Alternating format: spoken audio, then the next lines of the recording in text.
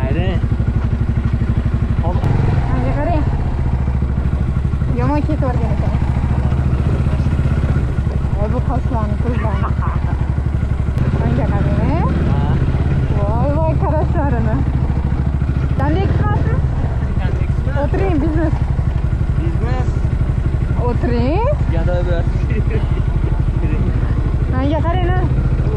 Normalniy bo'lib yuring xonni ko'chada. Qanaqasiga qaramayapsiz? Rashkim yomon. Men gezdiraman, nomeringizni bermangiz ishga ketmayman. Yo'q. Ha. Biz o'zingizga ko'raman. Unaqa qiz borlarga, xotini borlarga osiladiganlardan emasman. Boshingda. Talakat. Xonimiz degan. O'tiring. Sizdan İstanbul skuterdan ag'darilib. Bo'lmayman deb qo'ygansiz. Bo'laverdim. Sirishni qon kerak. Ajab. Ey. Shunaqa o'tirmoqchimisiz hozir? Bunaqa o'tirib bo'lmaydi taksida. Ko'ryapman. Pastga tushing. Yiqib.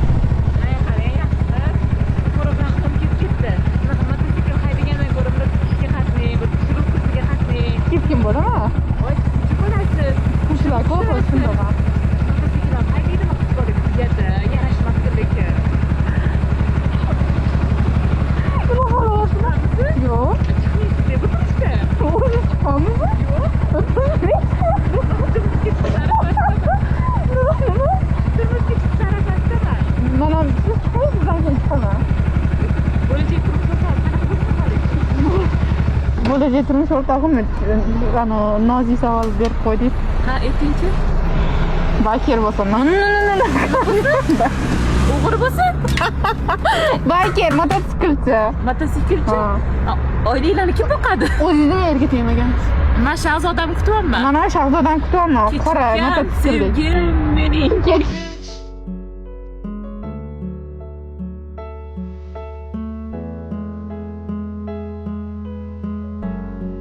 Agar shu qarang, birinchi deb yetavering, kim birinchi yetsa o'sha bu yerlarga tegib ketadi. Yo, bemalol yetavering siz. Sizdan bo'lsa. Yerga teging deb yotibsiz-ku, o'zingiz qolib emas.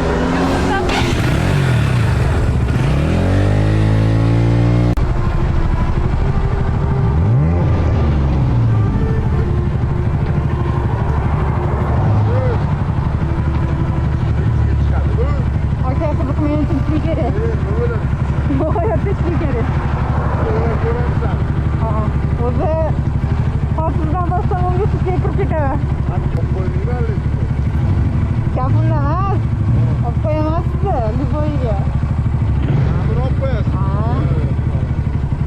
Boshqa payt boshqa joyda o'ynayman.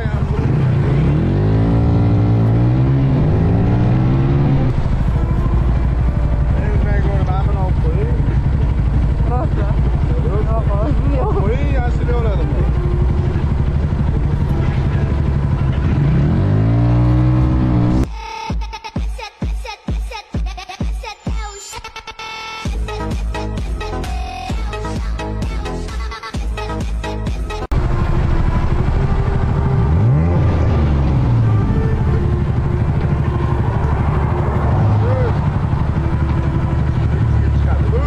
Aka, qiziq men uchun kuchli kerak.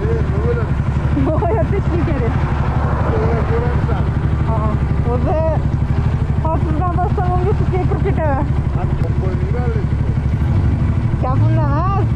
Olib qo'yaman-siz, Liboyga.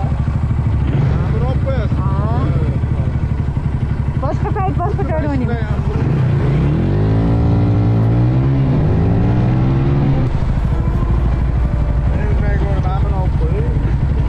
Rostmi? Yo'q.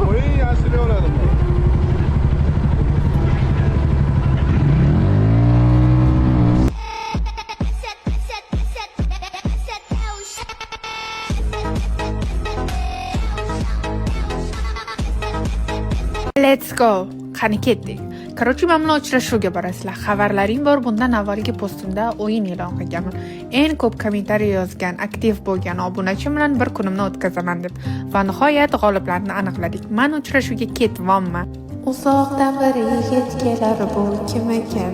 Kim kimda bitta krasavchikka ko'chani yondirib gulladi. Katta bo'lsa qizlarni ajali bo'ladi. Qoshlarini qaranglar buni. Menga podarkalar olib keldi. Rahmat kattakon, xursand bo'ldim. Bu esa birinchi g'olibimiz Asror. Ancha tortinchoq, uyatchan bola ekan, lekin biz Oybek bilan o'zimizga o'xshatib oldik, majburlatib gapirtirdik bizni. Hammani qorni och kelgan ekan, biz birinchi bo'lib ovqatlanishdan boshladik. Keyin esa biz bir-birimizga luk tanladik. Men bolalar esa menga o'zlaring ko'rib baho berishlaring mumkin. Men tanlagan luk Asrorga qanchalik yarashganini kommentariyada yozib ketinglar. Kutamiz. Окутала меня, окутала, ты будто мой сорт марихуана. Небо в алмазах летала, ты моя бэйби, дочь карнавала. Двигайся, крошка, принц. Endi esa navbat kichkintoyga. Men Oybekga o'zini stildan uzoqlashmagan holda luk tanlashga harakat qildim. Chunki aytdi, men bundan boshqa stilda kiyinmayman, menga yarashmaydi deb baqir-chaqir qilib tashladi. Shunga men bunga o'zini stilida luk tanladim. I'm flying high like a bird. Modellarga o'xshab seriozning turib davomli eplolmayapti shu bola. Butun zararni sotuvchilarni yig'ib olib menga luk tanlagan o'zlaricha. Va ishoninglar, men tashqotgan shunaqa kuldim, ichiklarim buralib qoldi bor-ku bilan tanlagan luklariga. Maylislar ham ko'ringlar. Men Tailandga dam olishga ketdim. Yaxshi qolinglar. Bye bye. Ciao. Qanchalik yarashgan. Miss Madam.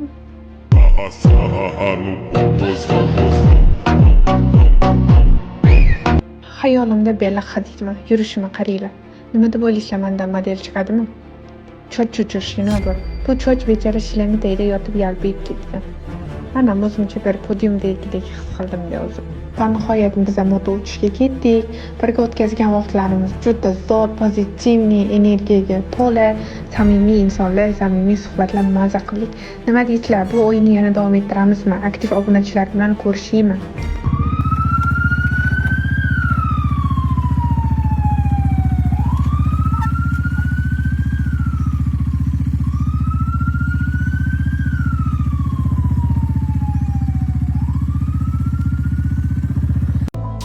С тобою или без, я все равно дотянусь до небес. Я не герой из песен, знаю, сколько стоит этот блеск.